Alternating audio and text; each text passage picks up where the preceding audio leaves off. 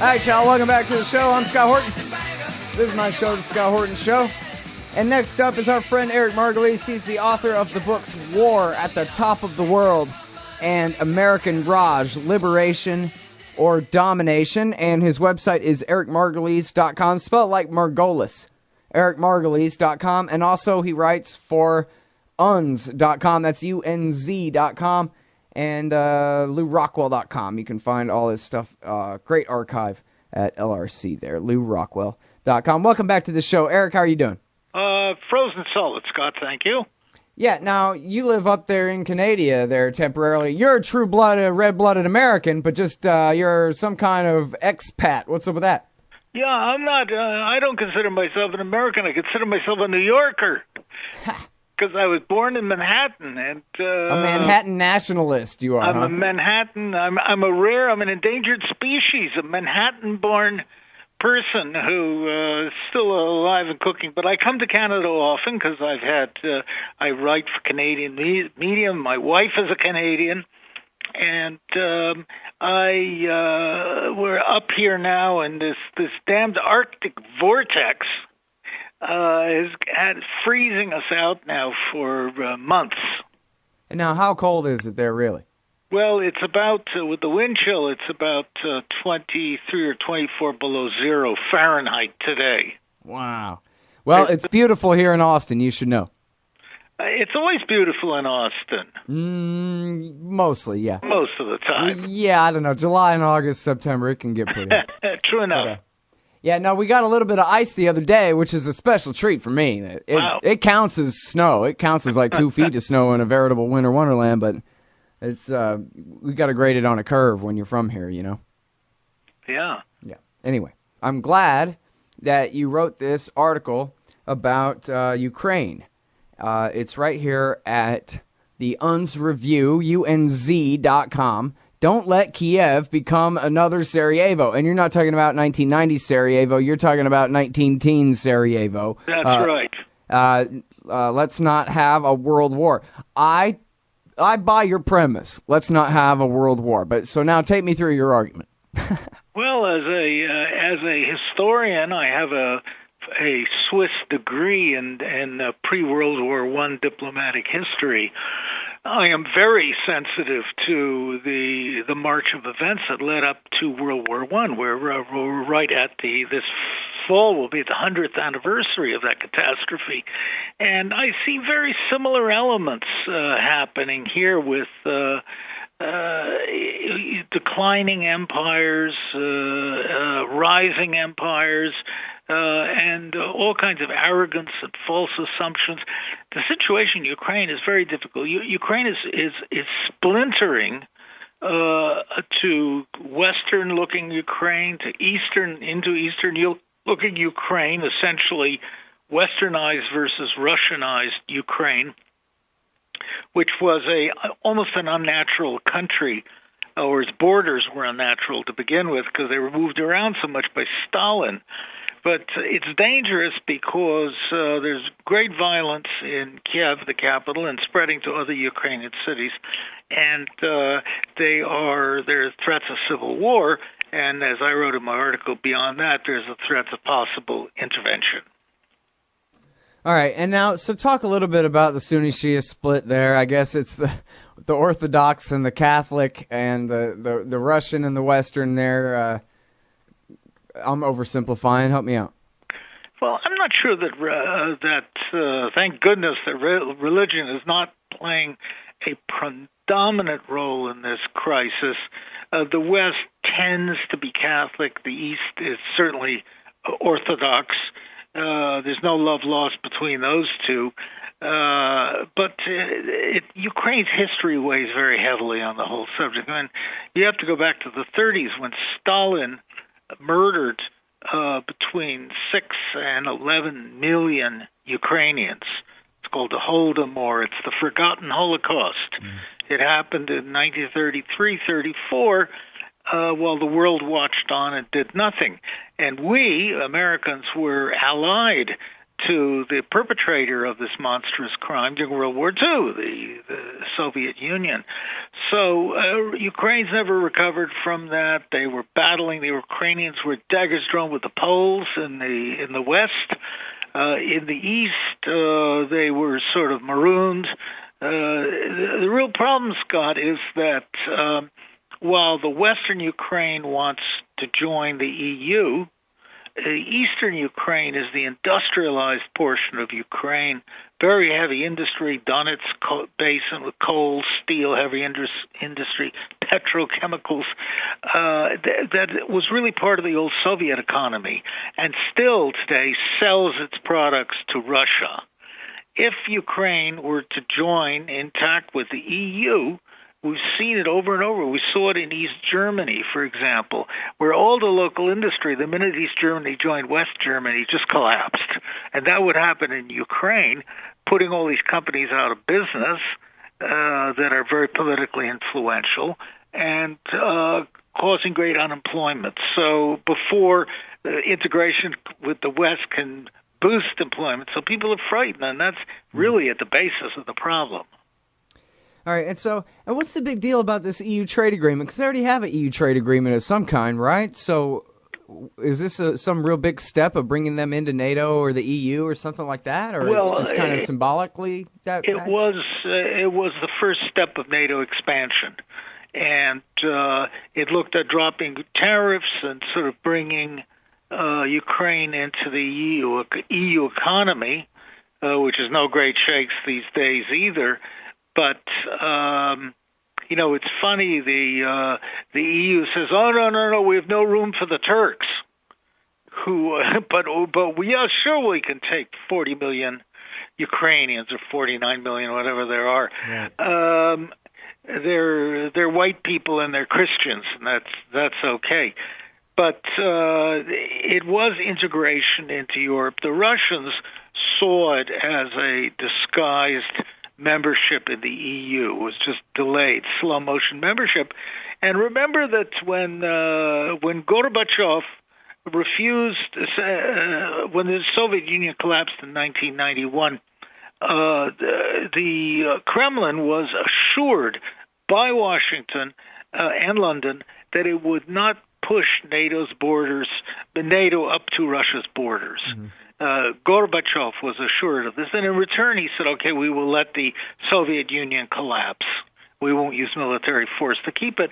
And in fact, what happened, Gorbachev kept his word, but Washington did not, and now NATO, read the United States, is relentlessly pushing its presence right up to Russia's borders, both in the Baltic, now in Central Europe, and in the Caucasus. And now, okay, now we got the protesters in the street, and do they represent the other party that's out of power right now? Or don't tell me they're protesting that badly for a trade deal, or they're just there against, this is their opportunity to oppose Yanukovych? I can't say it right. Yeah, no, that's right. This dispute has been going on for a long time. There were two warring camps. Remember the Orange Revolution? Sure, in 2004. That we quietly financed from the United States. There are these Western-looking, a lot of them younger people, who have now turned their allegiance to called them the revolutionary leaders in Kiev. They hate Yanukovych, and they hate the Ukrainian old guard of big corrupt industrialists and secret police, and they don't like the pro-Russian attitude. So that's been going on and on and on. But in the meantime, you have, first of all, the mainstream Ukrainian opposition. On top of that, you've got another party, and then you've got a bunch of right-wing militants who are also joining in the rioting and things. So there's a wide ideological diversity there, and there are a very strong right-wing underground in Ukraine that's bitterly anti-Russian. Mm-hmm. I mean, you can see why. But, well, right. you know, it's like Poland, where the Poles couldn't wait to get as far away as they could from Russia. Who can blame them? But they happen to be stuck right next to them anyway. They are, but they want NATO's protective mantle, right. And so do the Western Ukrainians. They're worried. They want to get away from Mother Russia, whereas the Eastern Ukrainians want to cozy up even more to Russia. I mean, they are Russians. Mm-hmm. Well, so then. Well, obviously, a couple things. First of all, is this just the sequel, and this is the CIA and the NED and USAID and whatever, you know, cutout groups, George Soros groups or whatever, financing another fake orange revolution? Or is this something more or less than that? And then I guess you end the essay questioning about, you know, the future of Ukraine as a state at all, never mind admission to NATO. We, the United States, Britain in particular, have been stirring the pot. There's no doubt about it. We're using these techniques developed during the original Orange Revolution, later used in Iran, to stir up crowds through social media, spreading money around, broadcasts. It's a very effective crowd-arousing technique. We are doing it, but that shouldn't cover the fact that there's a genuine urgency and demand by these Ukrainians to overthrow the corrupt Yanukovych government, which came to power through kind of rigged elections and fraud. The problem is that the Ukrainian opposition has split leadership and will probably fall to fighting amongst themselves should they ever gain power, not to mention fighting against eastern Ukraine, which is supporting the government. Well, I mean, if there's a silver lining to this, it's that the turmoil means they can't join NATO like this, right? Everything's got to be nice and settled before they can join the alliance. Scott, I'll tell you what really worries me is I was writing my column about this, and it's hard writing a column about this because it's such a complex situation. And whenever you write about something like this, you got hundreds of angry people emailing me, how dare you say X, Y, and Z, you know. Right. But Russia is getting very angry. And Putin warned that, you know, they better get their act together or else there's always possible danger of Russian intervention. All right, well, now hold it right there. I'm sorry, we got to take this break. We'll be right back, everybody, with Eric Margolis. More in Ukraine after this.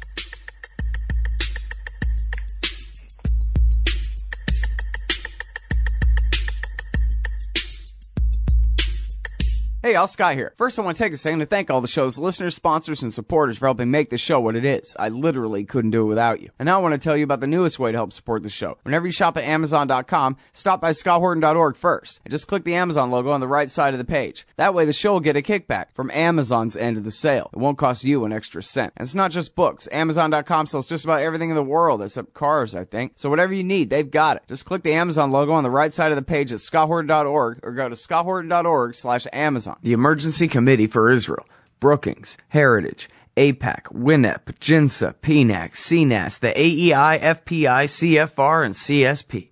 It sure does seem sometimes like the war party's got the foreign policy debate in D.C. all locked up. But not quite. Check out the Council for the National Interest at councilforthenationalinterest.org.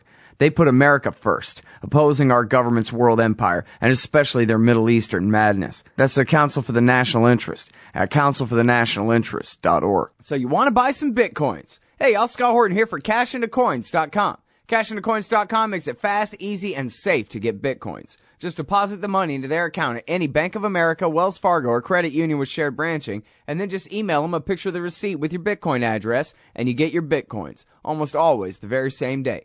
In a tough, competitive new market, cashintocoins.com has the advantage, a great system and great customer service to keep you coming back. That's cashintocoins.com.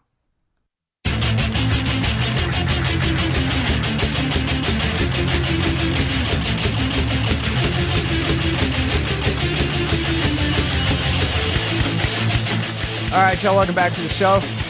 It's the Scott Horton Show. I'm Scott Horton. I'm talking with Eric Margolis about Ukraine. And on the way out of the to the break there, Eric, you were saying that the Russians are really serious about this, and I guess if the Ukrainians were to move too far toward the west, the Russians might just roll right in there on tank treads and put a stop to that, huh? I think the Russians have been very restrained so far, but imagine how we in the United States would react if Mexico was considering electing a pro-Russian government. Go crazy. Well, Ukraine used to be part of Russia. It's the heartland, the breadbasket. It's the cradle of Russian civilization. So the Russians are very sensitive about it. Putin and his group see what's going on in Ukraine as a continuing Western effort to tear down the Russian Federation, to weaken it, to break away its different parts, and eventually to overthrow his government. I can't say that his view is mistaken. There are Western, empire-building groups that still want to tear down Russia and get final revenge for the Cold War. Mm-hmm. Well, I wonder how much is grand strategy or revenge, or is it really just all selling Lockheed products? Because remember, it's just Bruce Jackson, the Lockheed executive that set up the Council for the Expansion of NATO, or Council for NATO Expansion, whatever exactly it was called, but it was the Council for coming up with excuses to expand this thing so that we can, basically sell the Americans fighter jets, but call it selling Latvia fighter jets, and it's just kicking the door open on a new market for a specific company. Well, that's true, and there's a lot of that to justify not cutting the Pentagon's bloated budgets, plus the crisis, so-called crisis with Iran. But there's a very serious threat in this whole Ukrainian situation, and I think the U.S. is underestimating Russia. Russia's down, but it's not out. It's rearming itself. Putin's a very tough and clever leader, and he may take action of some sort. I mean, we are provoking and pushing the Russians dangerously. All right, so now let me ask you about Prince Bandar, because I wonder, when you say we, I mean, as long as we're being loose with the English language here, does we include Prince Bandar, or is it his we that includes us? And, I wonder what you think, what amount of influence he has in, for example, America's Syria policy, or for that matter, Saudi Arabia's Syria policy, and how far they're going. And maybe we could talk a little bit about those talks. But also, a friend of the show, Phil, was bringing up the question of Bandar's seemed pretty obviously a threat that I guess Putin turned around and told the media about when Bandar told Vladimir Putin, late last year or sometime, late last summer maybe, that, I could protect you from terrorist attacks at your Olympic Games coming up here if you're willing to cooperate with me on Syria, was, I believe, the question. And I just wonder, is that what it looked like? And is that guy, bulletproof? How could he talk to Putin like that and get away with it? And what is going on there? Well, it sounds like something that the Saudis would have done. They have long been financing the different independence fighters in the Caucasus, whom the Russians and now the Americans call terrorists. That's a pressure point that the Saudis can apply. Bandar is the head of Saudi intelligence. He was a longtime ambassador to Washington. He was always in bed with the Bush family. And he may become the next king of Saudi Arabia. So he's somebody to be listened to and reckoned with. He has a lot of money. He has a lot of influence in the States. We've seen in recent years that the most corrupt institution in the United States is not the New Jersey state legislature or even the Brooklyn legislature, but rather the American Congress. And you can buy congressmen and senators for a couple of toasters and flat-screen TVs.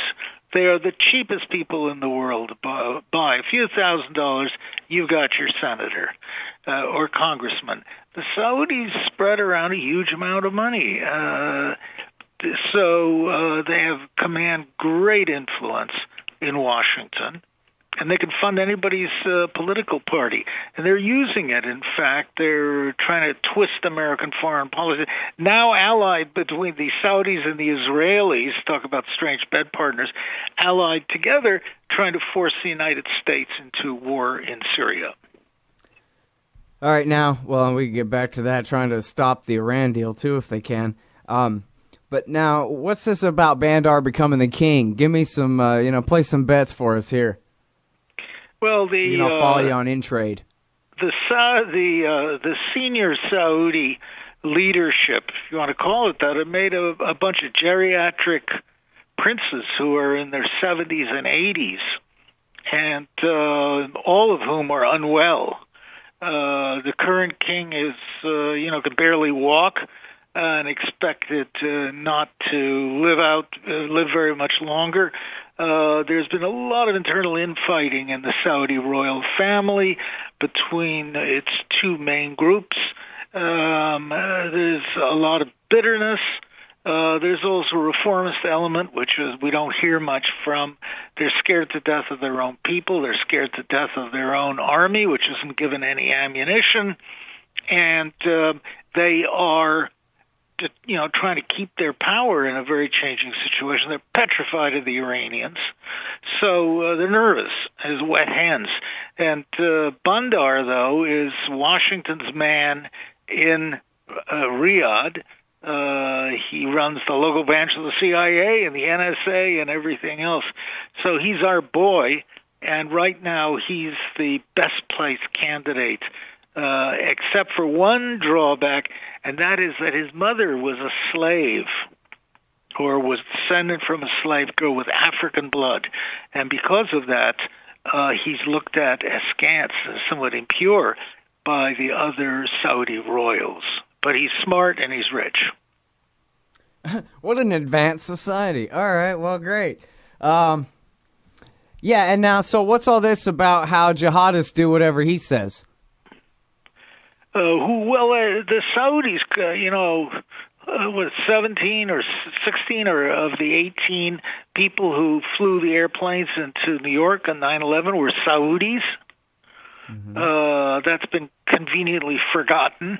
Everybody's blaming the Afghans. Along with the 28 pages they blacked out of the congressional report. That's right, Scott. The Saudis have a bottomless well of money to draw from Wahhabi extreme Islamists who will finance your jihad, somebody else's jihad. There are all kinds of different jihads. But the Saudis use it, as you pointed out at the beginning, with the Russians to advance their political goals.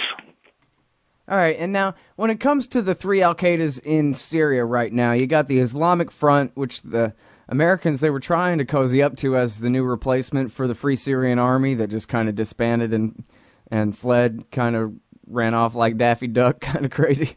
And so they were trying to cozy up to the Islamic State, the Islamic Front, but they wouldn't meet with them. And then later the guy said, actually, I was associated with Osama bin Laden and Al-Qaeda back then, and I'm still loyal to their goals.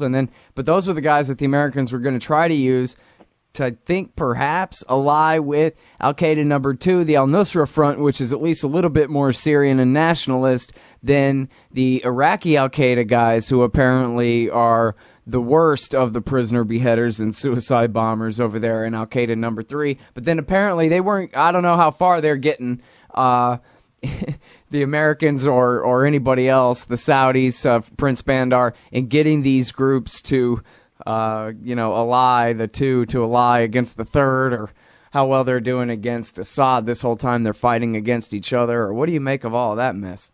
It's like trying to herd a bunch of hungry cats. Nobody knows who's with all these different groups.